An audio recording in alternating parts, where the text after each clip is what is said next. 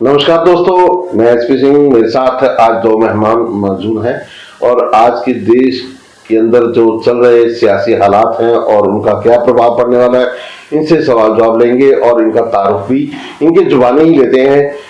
जी sir, आपका स्वागत है हमारे चैनल पर।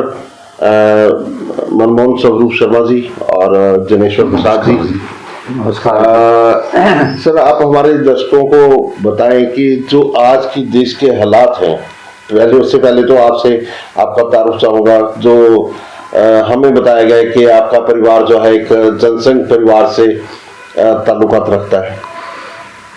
पहले तो मैं भाटिया साहब का और हरियाणा टुडे 24 का शुक्रगुजार हूं कि उन्होंने मेरे को इस इंटरव्यू के लिए चुना और मेरे विचार सुनने के लिए मेरे को बुलाया यहाँ। सबसे पहली तो बात यह है कि हम जन्मजात कट्टर जनसंघी मेरे पिताजी रहे हैं।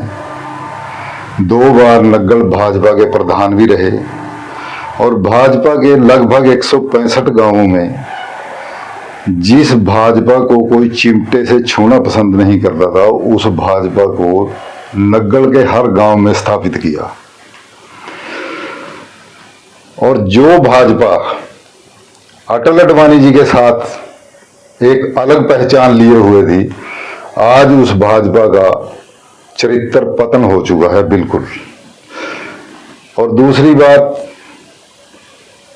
हम जब देहात में पिताजी के कहने से हम जाते थे, जनसंघ का चुनाव निशान दीपक होता था। जब देहात में प्रचार करने के लिए जाते थे तो लोग हमें ये कहा करते थे, आप इन लोगों के साथ कहां फंस गए, ये साहूकारों की पार्टी है। तो जब हमें समझ नहीं आती थी बात, लेकिन आज के हालात को देखते हुए ये बात 101% सही साबित हो रही है कि ये वाकई साहूकारों की पार्टी है। आम आदमी का, किसान हो, मजदूर हो, छोटा व्यापारी हो, इनको उससे कोई ताल्लुक नहीं, कोई इनके प्रति हमदर्दी नहीं। चंद पूंजीपतियों के लिए सारा काम कर रहे हैं जो हालात आज देश के हैं। बाकी मीडिया को चौथा स्तंभ कहते हैं लोकतंत्र का। मैं शुक्रगुजार हूं आप जैसे निर्भीक पत्रकार का, भाटिया साहब, जो जनता की आवाज को बेखौफ उठाते हैं। होना तो सरकार से या जिम्मेदार से सवाल चाहिए, लेकिन आज मुख्य धारा का मीडिया आज भी सवाल विपक्ष से कर रहा है। हालात को देखते हुए भी विपक्ष से पूछा जा रहा है कि आपका क्या प्रोग्राम है, आप क्या करेंगे। 2013 में एक एजिटेशन हुआ था सीएजी की रिपोर्ट को लेकर, 2011 में सॉरी, जिसमें अन्ना हजारे मुख्य कर्ता धरता थे। जिन मुद्दों को लेकर वो लड़ाई लड़ी गई थी, हमने भी उसमें बढ़ चढ़कर कांग्रेस सरकार के खिलाफ भाग लिया था, लेकिन वो मुद्दे आज सारे गौण हो चुके हैं। जिन मुद्दों को लेकर मोदी जी ने प्रचार अभियान छेड़ा था, वो सारे मुद्दे जुमले ही साबित हुए। चलो 15 लाख की तो बात लग गई, ये जुमला हो सकता था, लेकिन 2 करोड़ रोजगार, महंगाई की बहुत हुई मार अब की बार मोदी सरकार, अब वो सारे जुमले, आधार कार्ड को लेकर जो बातें मोदी जी ने कही थी, जीएसटी को लेकर जो बातें मोदी जी ने कही थी गुजरात के सीएम रहते हुए कि ये फेडरल स्ट्रक्चर के लिए खतरनाक साबित होगी, और वो आते ही मोदी जी ने सबसे पहले वही काम किए जो जिन मुद्दों को लेकर विरोध किया गया था। प्रधानमंत्री मनमोहन सिंह को मौन मोहन सिंह कहने वाले गंवार औरत तक कहा गया इनको। और आज उन मुद्दों पर एक बात भी नहीं हो रही। जब वोट डालने जाओगे सिलेंडर को मत्था टेक कर जाना, आज उस मुद्दे पर बात ही नहीं हो रही। उल्टा किसी के मैनिफेस्टो को लेकर के बहुसंख्यक समाज को चंद अल्पसंख्यक समाज से डराया जा रहा है, भय का वातावरण बनाया जा रहा है। बेटी बचाओ बेटी पढ़ाओ का जुमला बन गया। जितने आज बलात्कार के केस हो रहे हैं, उसमें भाजपा के मंत्री, सांसद, विधायक, कार्यकर्ता, ये इत्तेफाक है या प्रयोग है, ये तो यही जान सकते हैं। और फिर ये कहते हैं मोदी जी के मेरा 140 करोड़ जनता का परिवार है, तो ये बलात्कारी क्यों इनकी पार्टी में मौज कर रहे हैं? क्यों नहीं इनको सजा दी गई? किसानों की आय दुगनी करने की बात आई थी,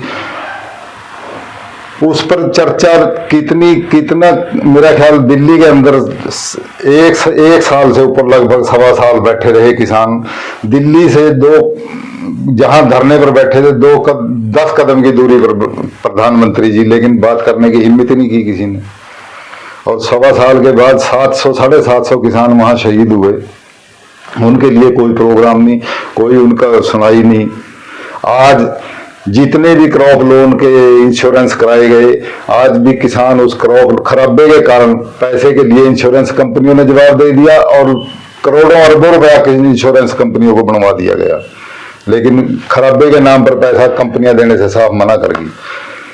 तो कैसे किसान की आय दुगनी होगी? मनमोहन स्वरूप शर्मा जी, मैं आपसे ये जानना चाहूंगा, जैसे अभी आपने अपने इंट्रोडक्शन देते हुए ये सारी बात एक पूरे मेरे एक छोटे से सवाल का इतना लंबा जवाब दिया, तो मैं चाहूंगा आप थोड़ा छोटा करके अगर जवाब दें तो थोड़ा ज्यादा इनको समझने में आसानी होगी हमारे दर्शकों को भी। सर, आपसे ये जानना चाहता हूँ कि जो मैंने अभी आपसे पहले सवाल किया कि आपका परिवार जनसंघ परिवार से जुड़ा रहा है, संबंध रखता है, तो क्या वो संबंध टूट चुके हैं आपके परिवार के? और वो टूटे हैं तो क्या कारण है कि आप आज भाजपा के खिलाफ इतना बोल रहे हैं, इतने कड़वे शब्द बोल रहे हैं? भाटिया साहब, हम सदा से भाजपा के और जनसंघ के समर्थक रहे, लेकिन जो माहौल बनाया गया, जो मोदी जी ने वायदे किए थे 2013 में, क्या वो वायदे पूरे हुए? एक बात को छोड़ देते हैं 15 लाख वाली को, भाई वो जुमला था, लेकिन बाकी जुमले, वो बाकी भी जुमले बन गए। इनके झूठ और नफरती एजेंडे को लेकर के हमें बड़ी तकलीफ हुई। हमने इसलिए भाजपा को छोड़ना बेहतर समझा। देश का विकास, एक तरफ कहते हैं सबका साथ सबका विकास, और उसी सबके साथ और सबके विकास का जनाजा खुद ही निकाल देते हैं। नहीं तो भाजपा तो हिंदुत्व की बात कर रही है ना। हिंदुत्व का बहुसंख्यक होते हुए भी हिंदुत्व, वैसे ही हिंदुत्व तो हावी है देश पर। बहुसंख्यक समाज तो पहले ही हर जगह मजबूती से साथ खड़ा है। तो क्या 70 साल में पहले हिंदुत्व या हिंदू खतरे में नहीं थे? जब 2014 में भाजपा आई तभी से हिंदू खतरे में हो गया। जैसे जैसे मोदी जी को अपनी सत्ता हिलती हुई नजर आती है तो नफरत का बोलबाला हो जाता है और ध्रुवीकरण के लिए कुछ भी किया जा सकता है। चलिए, तो जैसे जैसे मोदी जी को अपनी नैया डूबती नजर आ रही है, ये ध्रुवीकरण की बातें हो रही हैं, इसी तरह हम जानते हैं इस ध्रुवीकरण की बात को लेकर के जिस तरह से मनमोहन स्वरूप शर्मा जी ने कहा है। जुनेश्वर प्रसाद जी, आपसे सवाल, मोदी जी कहते हैं कि आज जो भारतीय नारी है उसके मंगलसूत्र को खतरा है, और मनमोहन सिंह जी ने कांग्रेस ने जब भी बात की वो एक पक्ष की, मैं जातिवाद नहीं, और देखिए सवाल नहीं करना चाहता, लेकिन जो उन्होंने बात कही, जिस तरह से उन्होंने अपने बयान में कहा कि वो मुसलमानों को ही सब कुछ दे देना चाहते हैं, क्या कहेंगे इसके बारे में? देखो जी, लगता है आपको मंगलसूत्र खतरे में? नहीं जी, कोई खतरे में नहीं है। ये तो मतलब बात है, ये तो इसका बनाया हुआ है, भाजपा का चरित्र है। इसमें पहले था नया था, मनमोहन के साथ प्रधानमंत्री कभी जिंदगी में इंडिया में आने का भी नहीं। एक बहुत बड़ा पढ़ा लिखा और इतना बढ़िया इंसान मनमोहन सिंह था कि भाटिया साहब आप यूं मानोगे कि भाई ऐसा प्रधानमंत्री है ही कोई नहीं। वो सारे हिंदुस्तान ने, और जो पहले से जो गांधी परिवार का चरित्र बता रहे चलता आया है, ये हमेशा एक साथ लेके चले हिंदू मुस्लिम ने। कभी इन्होंने जाति पाति का धर्म नहीं कराया। तो जाति पाति जो बांटी सिर्फ भाजपा ने बांटी। अन्य एक जगह बैठते थे सारे, जिससे हमारा हिंदुस्तान आजाद हुआ, जब भी 5 साथ थे, सरदार भी थे, मुसलमान भी थे, जाट भी थे, ब्राह्मण भी थे, सारी जाता थी। तो जब भी कुछ नहीं था। ये तो ये भी मोदी ने थोड़ा कर दिया है भी मुसलमान। मोदी जी तो हमेशा बोलते हैं ना सबका साथ सबका विकास, नहीं जी, सबका साथ कर रहे हैं। राहुल गांधी जी कह रहे कि नहीं जी एससी ओबीसी की वो होना चाहिए, इसकी गिनती होनी चाहिए। अजी आप मान लो मोदी जी तो नू कह रहे भाई राहुल गांधी हिंदू भी नहीं है, वो तो मारता कहता देगा हिंदू नहीं, आपसे कहता देगा हिंदू नहीं है, तो ये तो बात उसकी बात चली हुई है कि उसकी सरकार है, कुछ भी कह सके। पत्रकार हैं सारे उसके उसमें बोल रहे हैं, जो भी है मीडिया है वो सारी उसकी बोल रही, सब कुछ उसका है। ये तो आप जैसे एक भाटिया साहब, आप जैसे कोई सच्चे आदमी है जो कहते हैं भाई मीडिया तो आपकी भी बात कर रहा है ना, मीडिया तो आपसे सवाल पूछ रहा है। नहीं, आप तो सवाल पूछ रहे हैं ना, मतलब आप जैसे सारे थोड़ा ही हैं जो साथ उसकी बात कर रहे हैं, जो आजकल के चल रहे हैं भाई, दिखा रहे किसी और ने तो आप जैसे दिखा रहे हैं, मैं तो दिखाई नहीं किसी ने भी, सब उसी का दाम दिखा रहे। अब इतना बड़ा जो गुजरात के अंदर एक स्टैच्यू बनाया है, यूनिटी स्टैच्यू, वहाँ जो आदिवासी थे उन लोगों की जमीन लेकर के बनाया गया, वहाँ अमूल पार्कर बनाया गया, वहाँ के लोगों को सहूलतें दी जिनकी जमीनें ली गई थी, क्या कहेंगे आप? या तो है जो गलत है तो गलत ही है, जो उनकी जमीन ना खुद से की बेचारे की, गरीब आदमी तो नीचे नीचे जा रहा। जमीनें खोसी कहा, उनको दिया रोजगार नहीं दिया, नहीं कुछ भी नहीं दिया रोजगार, उनकी तो और जमीन ना ले ली, कुछ भी नहीं दिया उनसे, उनको बेनिफिट दिया गया। अब उनका तो कुछ नहीं दिया, लेकर आजकल तो कहीं भी जाकर देख लो आप, जो मतलब है सरकार ने सिलेंडर दिया था, वो भरवाने खातर पैसे भी नहीं थे लोगों में, दिया गया गरीबों से, कुछ भी नहीं दिया। क्या लग रहा है अभी 2024 में? क्या मैं तो 2024 में कह रहा हूँ 400 पार का नारा दे रहे, 400 पार का नारा नहीं, मतलब ये अपनी इज्जत भी बचाने में मुश्किल रहेगा इसमें, 400 पार का नारा। ऐसा क्यों लगता है आपको? ऐसा नहीं लगता है जी, बदलाव है, सब दुखी अवस्था है, महंगाई भ्रष्टाचार कितना चल रहा है, भ्रष्टाचार के खिलाफ तो आवाज उठा। कांग्रेस में 300, कांग्रेस के राज में 300 रुपए का सिलेंडर था, 300 रुपए के सिलेंडर में भी 50 रुपए खाते में जाने थे, और अब करा 900 का, 1100 रुपए के सिलेंडर में भी, 1120 के रुपए सिलेंडर में भी 2 रुपए खाते में जाते थे। अब क्या करा, अब ना जो 5 रुपए 2 रुपए खाते में जाते थे, अब 900 का करा, वो भी ऑटो के वजह तो करा होगा, 900 का 900 का भी नहीं था। शर्मा क्या लगता है 400 पार होगी?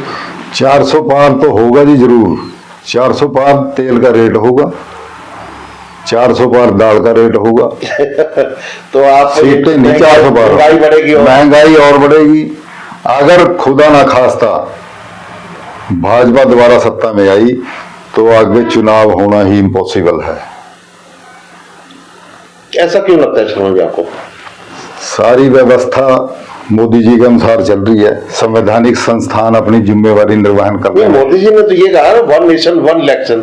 1 नेशन 1 इलेक्शन तो हालात तो नहीं बन रहे वैसे। अब कितनी स्टेटें हैं हमारी बॉर्डर पर जो बागी होने की कोशिश कर रही, असली जायज अब सोनम वांगचुक लद्दाख के लिए लड़ रहा, वो जो वायदे किए गए थे धारा 370 तोड़ने के बाद वो एक भी पूरा नहीं हुआ, वो तो खुद कह रहा, और उसी आदमी ने सबसे ज्यादा धारा 370 का समर्थन किया था तोड़ने का, और मोदी जी का गुणगान किया था उसने। लेकिन जो वायदे तोड़ के किए गए थे वो तो लद्दाख वालों को मिला भी नहीं कुछ, और कश्मीरी पंडित आज भी वहां दिल्ली में धरने दे रहे, वे हमारे को बचाओ, हमारी कुछ भी नहीं सुनाई हो रही। तो शर्मा जी आजकल एक सोशल मीडिया पर जो बड़ा वायरल हो रहा है, मैं जनेश्वर जी से भी चाहूंगा इस सवाल का जवाब, अगर वो भी आपके बाद अगर देना चाहें।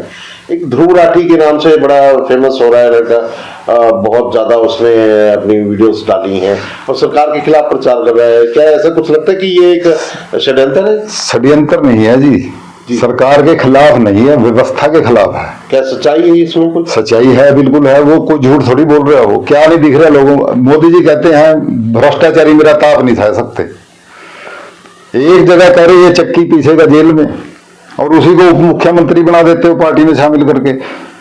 एक नेताजी महाराष्ट्र के, उस पर आदर्श सोसाइटी घोटाले का रोका, अरबों रुपया खा गया वो जवानों का, शहीद जवानों का, और उसी को आप त्याग पत्र दिलवा के कांग्रेस से और भाजपा में शामिल करके उसको राज्यसभा में भी पहुंचा देते हो। तो ये भ्रष्टाचार खत्म करेंगे या भ्रष्टाचारियों को साथ लेके भ्रष्टाचार को बढ़ावा दे रहे हैं? बढ़ावा दे रहे हैं। तो आप क्या कहेंगे जनेश्वर जी? बच्चे हम तो यही बात कहेंगे कि भ्रष्टाचार ही तो जो मतलब अच्छा आदमी है, भ्रष्टाचारी सब कुछ इन्होंने ही बढ़ा रखा। नहीं तो भाजपा और मोदी सरकार तो ये कह रही कि पिछले 70 साल में कांग्रेस ने भ्रष्टाचार किया। कांग्रेस ने तो 70 साल में, आप भी देखो भाटिया साहब, कांग्रेस ने 70 साल में जो भी है 70 साल में हमने भ्रष्टाचार को खत्म करने की हिंदुस्तान कहां तक बनाया, जो हिंदुस्तान आजाद करा तो 70 साल में कांग्रेस ने आजाद करा, नहीं अंग्रेजों का राज होता था। अब ये सारा कुछ जो है, अब ये षड्यंत्र रचा रहा इन्होंने भी, जो भी है लिखी है, यानी ये जो बात बंदा इसके बारे इसके खिलाफ बोलते हैं उसी ने कह देते हैं चल अंदर जा। भ्रष्टाचार तो इन्होंने खुद किया गया, अच्छे आदमी ने बोलने नहीं देते। तो अभी आपको क्या लगता है कि क्या आने वाले इलेक्शन में आप किस तरह की उम्मीद करते हैं? 2 फेस हमारे हो चुके हैं, क्या लग रहा है आपको? 2 फेस के जैसी खबरें आ रही हैं सोशल मीडिया पे, भाजपा डाउन जारी है और उसी का परिणाम है ये जो मंगलसूत्र वाला जुमला छोड़ा गया है। मंगलसूत्र तो भाटिया साहब जब ही उतर गए थे माताओं बहनों के, और जो जमा पूंजी थी जब नोटबंदी की गई थी, नोटबंदी में कितने लोग अपने ही पैसों के लिए मरे, और फिर रहती खुदी कसर पूरी कर दी थी इसमें अपने लॉकडाउन के अंदर। लोग ऑक्सीजन के लिए सारा कुछ बेच बेच के अपने परिवार के सदस्यों को बचाने के लिए, ऑक्सीजन तक खरीदने के लिए उन्होंने सब कुछ दांव पर लगाया। तब विकास मंगलसूत्र, और कांग्रेस के मैनिफेस्टो में कहीं मुस्लिम का शब्द नहीं है, ना कहीं मंगलसूत्र की बात है। गुमराह किया जा रहा है और दुख होता है एक संवैधानिक पद पर बैठकर इंसान इतनी छोटे स्तर की बात करता है। प्रधानमंत्री पद की गरिमा का सर्व सत्यानाश हो चुका है।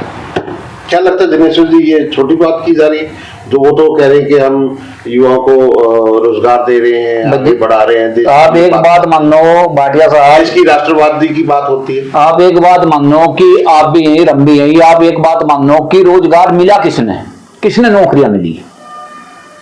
14 तक आज तक कितने नौकर लगे, कहाँ लगे?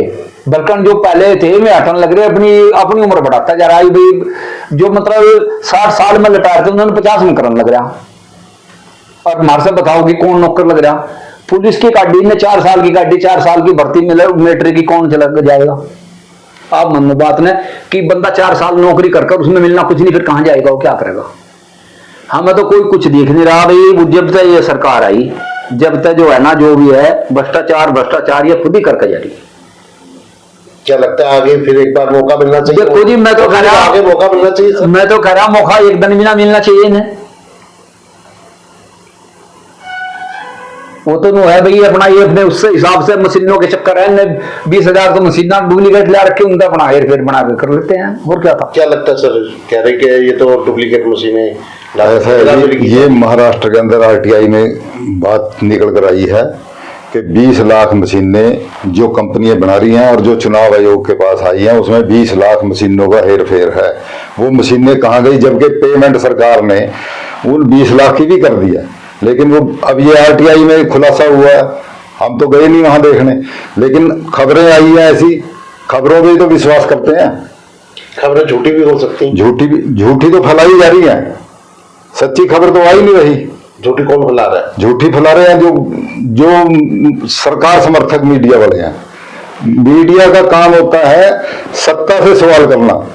हमेशा मीडिया विपक्ष के साथ रहा है, आज उल्टा काम हो रहा है। शर्मा जी, विपक्ष भी तो नजर नहीं आ रहा है। विपक्ष नजर क्यों नहीं आ रहा है जी? मीडिया ने परसेप्शन ऐसा बना दिया भाटिया साहब। आपको क्या लगता है? विपक्ष नजर आता है जी, जब मतलब ये दिखा नहीं रहते। अब वो मतलब उन्हीं की बात लगा दो जो सब बात कर रहे हैं, पत्रकार से बात कर रहे हैं, मैं खुद नाम ही ले लेते हैं, कहते वही बात करते हैं, उसमें कहते हैं जो तो अच्छा कर रहे, वो अच्छा कर रहे, वो अच्छा कर रहे, वो अच्छा कर रहे, तो वो बात लगाते हैं। यानी आप जैसा मान लिया, आप जैसे पत्रकार हैं तो वो कुछ और करते हैं, उनके जो पत्रकार हैं कुछ और करते हैं। अब ये जो चुनाव चल रहे हैं, लास्ट फेज आपके हरियाणा में होने जा रहा है, क्या लगता है कि इस बार क्या यहाँ रिजल्ट परिणाम आने वाला है? नहीं, उसकी नहीं बनती होगी बीजेपी की सरकार। यहाँ सरकार जो है वो कांग्रेस की बनेगी, कांग्रेस की सरकार बनेगी। हाँ जी, बीजेपी की सरकार। अभी तो ये लोकसभा की इलेक्शन चल रहे सर। नहीं, मतलब लोकसभा के इलेक्शन चलेगा 2 महीने बाद। अब बाद आएंगे विधानसभा। हाँ, उसके बाद आएंगी। अब क्या सोचते सर इसके बारे में? ऐसा है जी, यहाँ पे कम से कम भी मैं तो ये मान के चल रहा अभी यहाँ क्लियर स्वीप करेगी कांग्रेस और भाजपा का सुपड़ा साफ करेगी लोकसभा इलेक्शन में। तो जैसे जिस तरीके से देख रहे हम कि इनको भाजपा वालों को सांसद के जो कैंडिडेट हैं उनको गांव में घुसने नहीं दे रहे और सवाल कर रहे उनसे। और सबसे बड़ी बात जो है राहुल गांधी जी की देन है कि जनता को जागरूक कर दिया और सरकार को जनता के मुद्दों पर आने के लिए मजबूर कर दिया। राहुल गांधी ने जो भारत जोड़ो यात्रा, उसके बाद फिर न्याय यात्रा शुरू की, क्या लगता है जो अभी भी वो बोल रहे हैं इसका कुछ असर पब्लिक? बिल्कुल पड़ेगा जी। परसेप्शन ऐसा बना दिया था तो शहजादा है, लेकिन उस बंदे ने लगभग 4000 के करीब किलोमीटर पैदल चल के उस परसेप्शन को तोड़ा और एक क्वालिफाइड बच्चा पढ़ा लिखा उसको पप्पू बता दिया। इस बात का असर आज की युवा पीढ़ी पर कितना हो रहा है? युवा पीढ़ी पे असर हो रहा है। युवाओं के साथ उसने तालमेल किया, बातचीत की, उनकी समस्याएं सुनी, उनको समाधान बताए और युवा आज अपने आप को ठगा महसूस कर रहा है। जो बहकावे में आ गए थे आज वो उस बहकावे से बाहर आने लग रहे और वो समर्थन कर रहे आज कांग्रेस का। तो अब इनके आप दोनों को यही लगता है, जनेश्वर जी और मनमोहन स्वरूप शर्मा जी, के आने वाली जो समय है वो कांग्रेस का है? बिल्कुल है जी, हालात बता रहे हैं। इंडिया गठबंधन इंडिया गठबंधन टूटे जीतेगा और जो भ्रम भाजपा को हो गया वो भ्रम भी टूटेगा, इनका तोड़ नहीं है कोई। अब लोगों के लिए आप आखिरी संदेश क्या देना चाहेंगे प्लीज? सबसे बढ़िया संदेश तो ये होगा भी कि हर कैंडिडेट अपना वोटर वोट डालने जरूर जाए और अब की बार बहकावे में ना आए। अगर अब की बार भी झांसे में या नफरती एजेंडे में फंसे तो देश का विनाश निश्चित है। जिनेश्वर जी आप? जी मैं तो यही कहना चाह रहा कि हर किसी ने यही सोच कर चलना चाहिए कि भाई अपना वोट बर्बाद ना करे। युवा पीढ़ी बहुत ज्यादा दुखी है और बहुत ज्यादा अपने हिसाब से चली हुई है कि भाई नौकरी नहीं है, युवा गलियों में घूम रहे हैं, कोई काम धंधा नहीं है, बड़े बड़े डिग्री कर करके घूम रहे हैं। तो इससे बहुत ज्यादा तंग है। राहुल गांधी ने बहुत ज्यादा युवा पीढ़ी से कहा अभी मैं कुछ भी करूं कि तुम्हारा रोजगार दूंगा। इस करके लोग जो है ज्यादा करके इस हिसाब से चल रहे कि भाई हम अपना जो है पूरा करें और वो वादा उसका पूरा करेगा वो अपना, ये नहीं बात है उसने जो भी बोला। चलिए, तो आज हमारे दोनों मेहमानों ने अपनी बेबाक बोल जो रखे यहाँ पर आपके सामने और उन्होंने समर्थन किया है इंडिया गठबंधन को, राहुल गांधी को, और उन्होंने बताया कि किस तरह से जो आज की सरकार है वो किस तरह से जोर जबरदस्ती कर रही है, किस तरह से जुमलेबाजी कर रही है, किस तरह से मीडिया को दबाया जा रहा है, लोगों की आवाज़ को दबाया जा रहा है और आने वाले समय में युवाओं का किस तरह से भविष्य खतरे में है। इस बात को लेकर के अब आपको सचेत होना पड़ेगा। इसका आखिरी फैसला अब आपके हाथ में है। अब आपको क्या करना है, आपके यहाँ भी जल्दी वोट डलने वाले हैं, आप भी मतदान करने अवश्य जाइए, ये हमारी आप सब लोगों से अपील है। नमस्कार।